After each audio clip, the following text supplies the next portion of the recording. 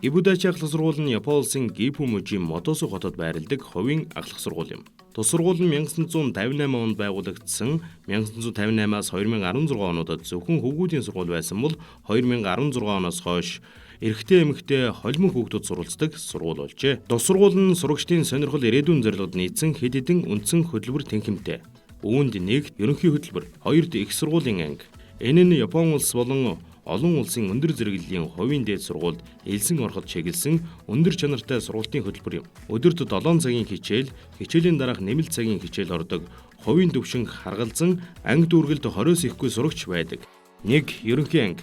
Сурагчдад өргөн хүрээний ерөнхий мэдлэг, нийгэм шаардлагатай зохиц чадварыг эзэмшүүлэх зорилготой. 2. Спорт анги. 3. Техникийн хөтөлбөр. 4. Автомашины инженерийн анги. 5. Үйлдвэрийн системийн анги. Сургуулийн байгууламж нь сурах, дадлаг хийхэд зориулсан орчин үеийн тоног төхөөрөмжтэй таатай орчин бүрдүүлсэн. Үүнд агааржуулагчтай барилгууд, компьютерийн боловсролын техникийн төв, автомашины сургалтын төв, автомашин, бейсболын талбай, хөнгөн атлетикийн талбай гэх мэт хамрагдах юм.